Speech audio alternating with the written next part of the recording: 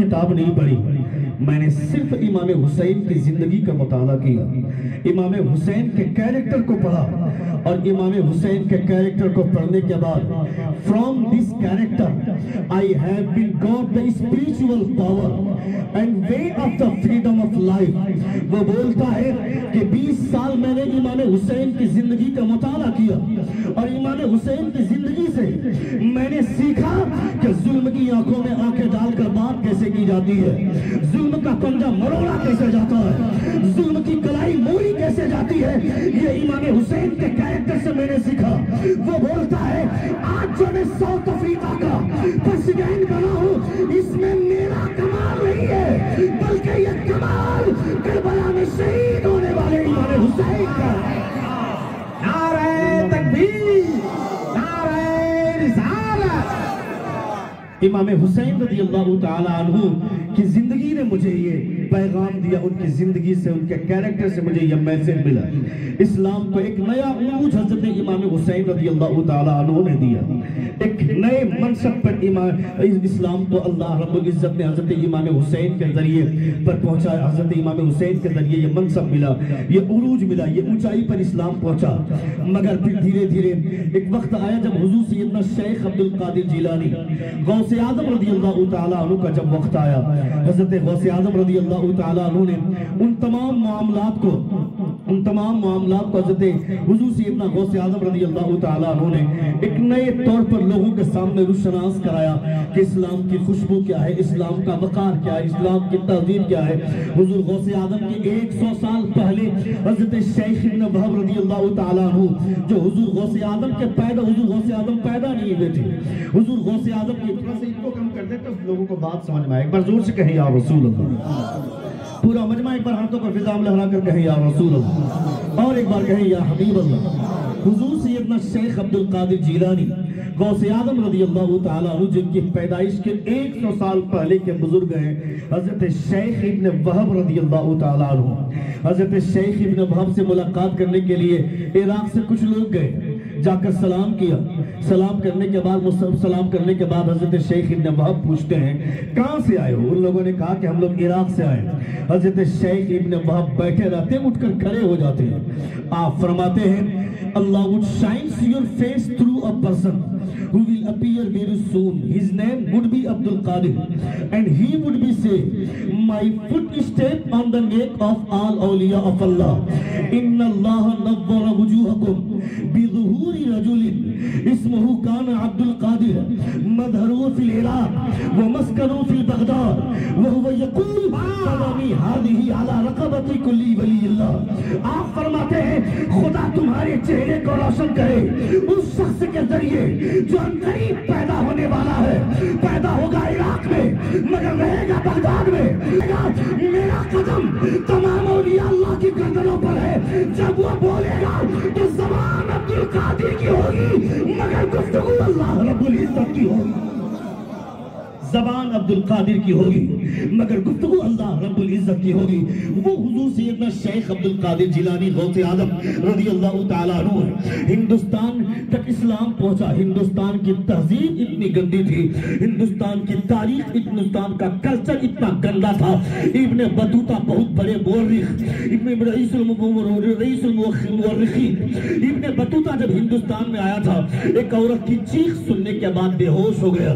ہندوستان کی تہذیب اتنی گندی تھی، ایک مرد مر جاتا تھا اس کی بیوی کو محلے کی تمام عورتیں گھیر کر کھڑی ہو جاتی تھی اور کہتی تھی تیرا شوہر دنیا سے چلا گیا، اس کے ساتھ اگر وفاداری کرنی ہے تو وفاداری کا ایک طریقہ ہے تیرے شوہر کی لاش جس چتا پر رکھی ہوئی ہے اس پر جا کر زندہ تو لیٹ جا، اپنے شوہر کے ساتھ تو بھی جل کر دنیا سے چلی جا، تو اپنے شوہر کی وفادار ہوگی۔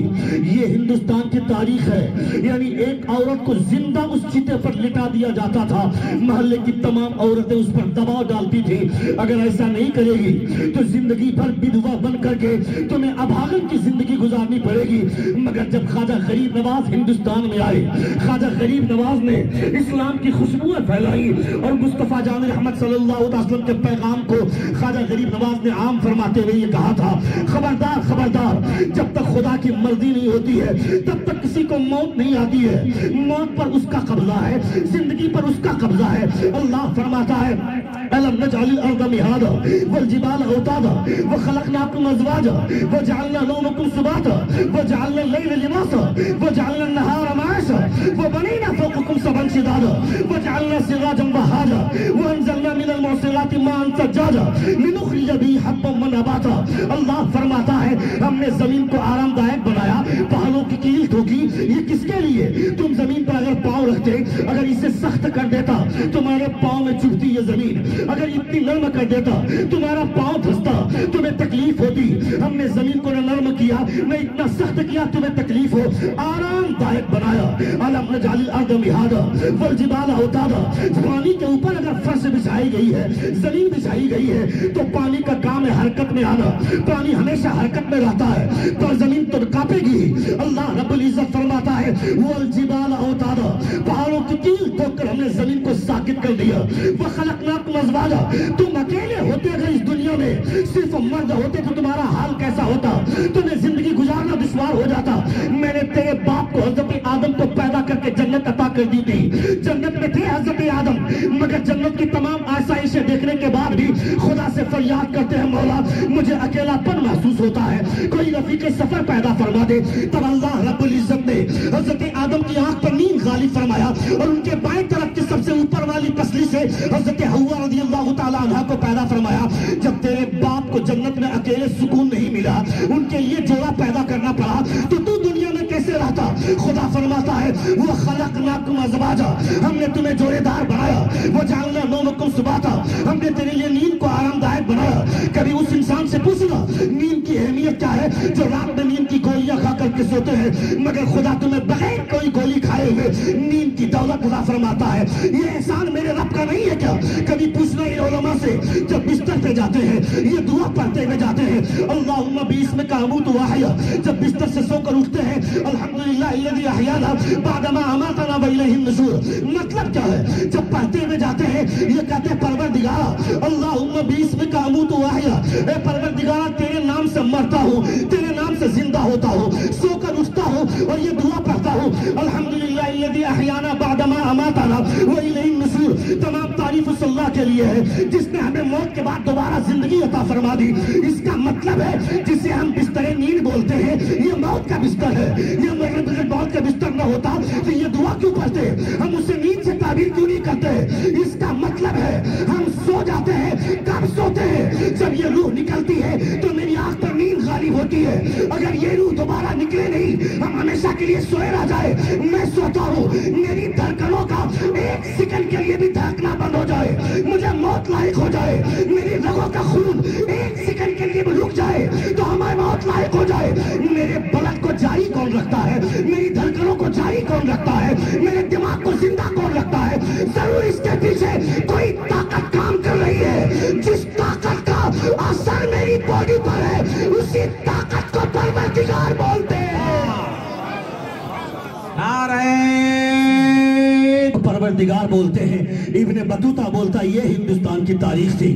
خواجہ غریب نواز کے آنے کے بعد آپ نے اسلام کی تعلیمات کی خوشبوئیں پھیلائی اور آپ نے یہ ثابت کیا کہ خبردار خبردار جب تک خدا کی مرضی نہیں ہوتی ہے تب تک انسان کو موت نہیں لائق ہوتی ہے. وہ دنیا سے چلا گیا, اس میں اس کا قصور نہیں ہے. اللہ رب العزت کے فیصلے کی بنیاد پر موت آتی ہے, اس لیے اس عورت کا کوئی قصور نہیں ہے. اگر اس عورت کا قصور ہوتا تو تم نے نہیں دیکھا اپنی 25 سالہ جوانی کی بہاروں کو آمنہ کے لال نے 40 سالہ خدیجہ بیوہ کے نام پر قربان کیا تھا. یہ تہذیب اسلام کی ہے, یہ خوشبو اسلام کی ہے.